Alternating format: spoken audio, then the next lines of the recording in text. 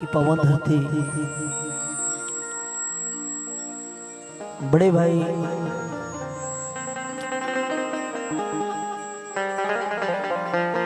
हम सबके प्रिय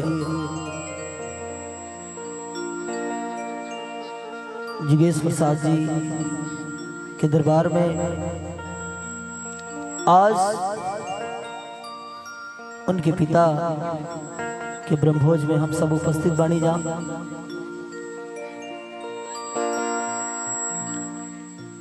आज बड़ा दुख के बाद बा कि जे हमने के सींचल जे पैदा कइल आज हमने के छोड़ के ये दुनिया के चल गए।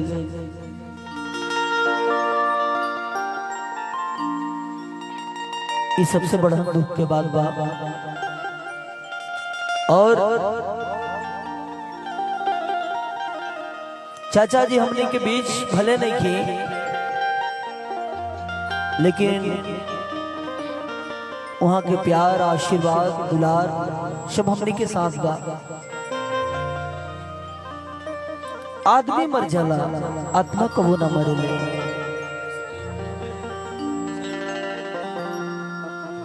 आत्मा हमेशा जिंदा है, ये अमर है, एक दूसरे के शरीर में प्रवेश कर जाती है। और मैं चाहूंगा कि बड़े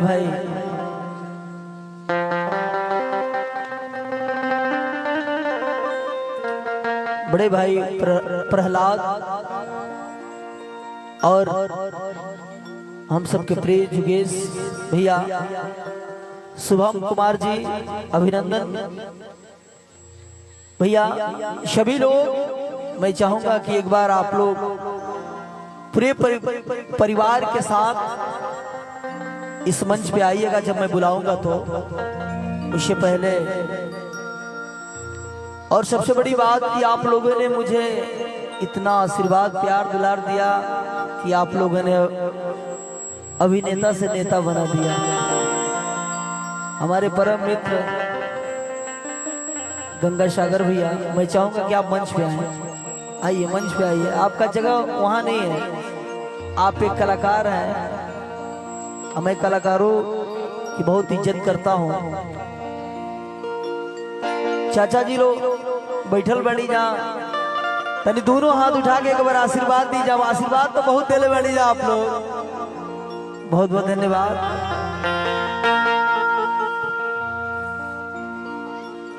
और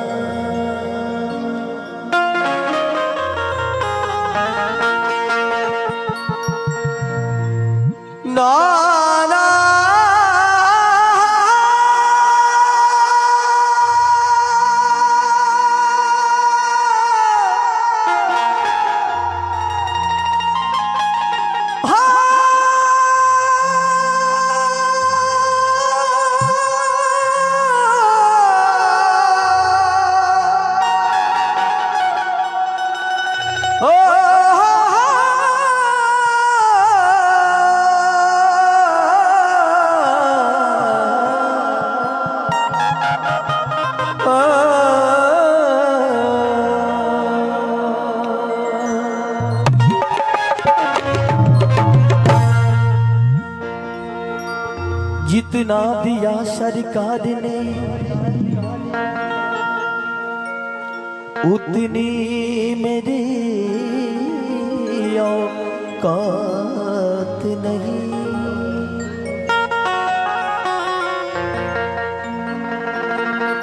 जितना दिया सरकार ने उतनी मेरी औकात नहीं।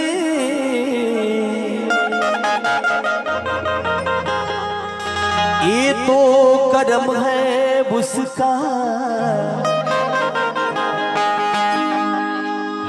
वरना मुझ में कोई बात नहीं।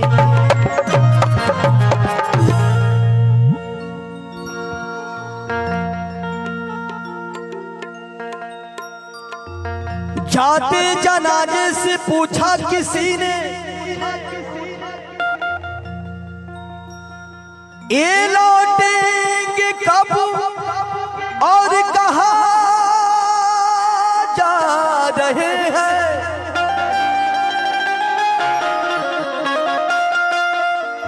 जाते जनाजे से पूछा किसी ने, ये लौटेंगे कब और कहाँ जा रहे हैं। तो किसी ज्ञानी पुरुष ने कहा,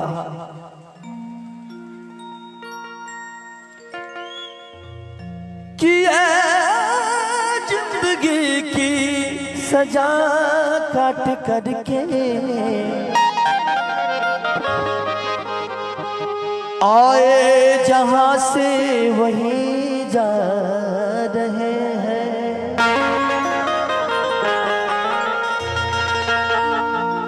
बड़ा सुंदर निर्गुण जन उपलक्ष्य में आयल बनी जहाँ वो चीज होके के ना चाहिए चाचा जी। तो बड़ा सुंदर भाव,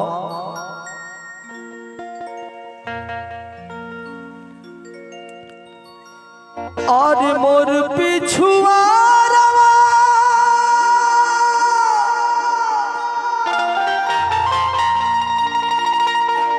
हर जमीर आए राम जी,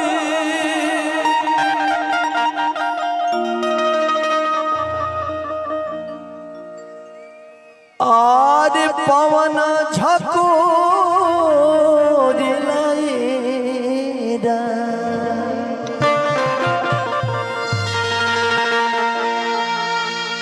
कि हरा हरा कह दे पाता। चाचा जी ये जीवन की सच्चाई बा कि ये दुनिया में जे आइल बा वो आज ना तकाल जाई, लेकिन लोग माने के कहाँ तैयार बा। लोग एक दूसरे से जलन हमेशा रहता। कैसे?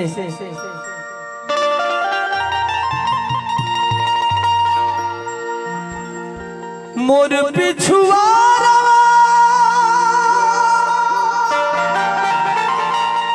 हर जमीर आए राम जी,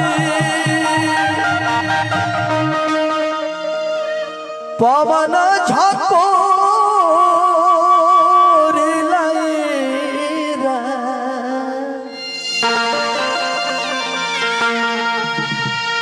और की हरा हरा कह दे पात। हो हरा हरा कह दे पात, निदियो नया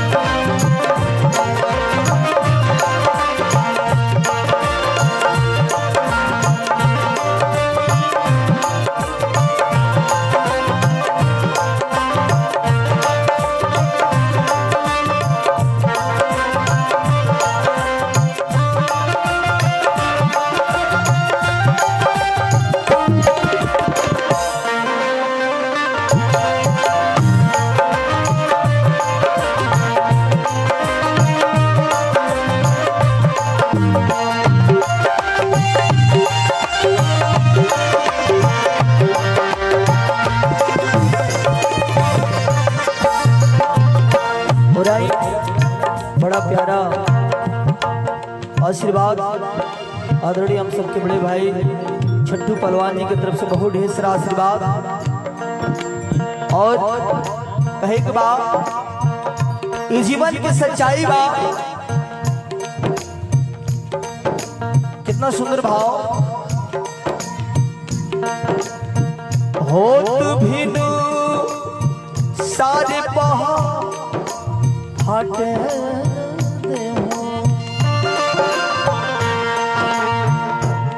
होत भिनु सारे फाटे होत भिनु सारे फाटे दे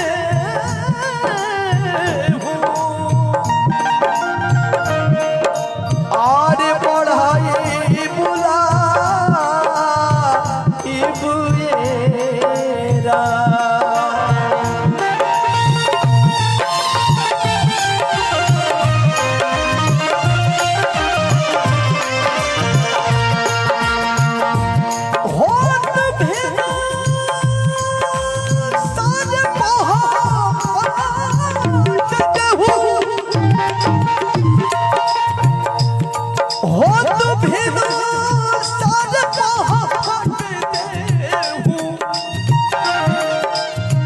बढ़ाई बुलाई बुएरा जौरी से कटई बोना मीडिया जौरी से कटई बो जमीरिया सला बुएरा जौरी से कटई बो जमीरिया सला इबुएरा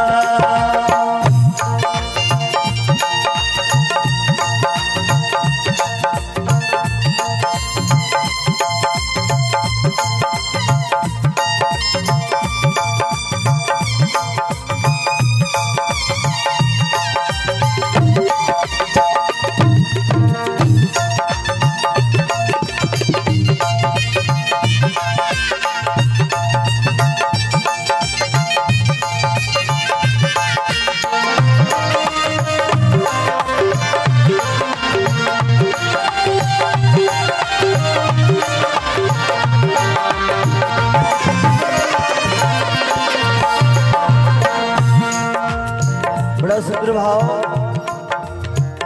बड़े भाई की तरफ से बहुत ढेर सारा प्यार आशीर्वाद। कहे के बाद देवरु से रेशम मंगाई देवरु से रेशम मंगाई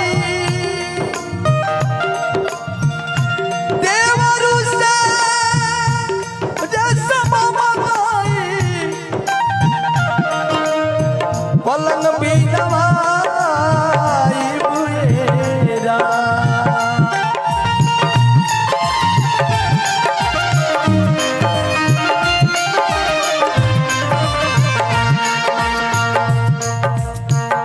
देवरु से रेशम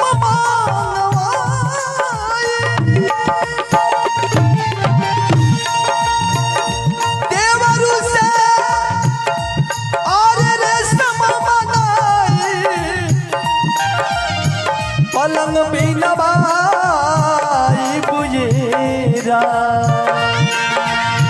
ताही पर पिया के सुताई। वो पलंग के बात होता जना समय आदमी के अंतिम विदाई होला, वो पलंग के बात होता। और ताही पर पिया के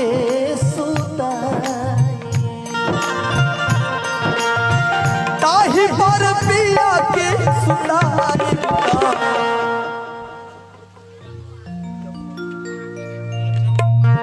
और ताही पर पिया के सुताई बुता अबिया डोला की बुएरा ताही पर पिया के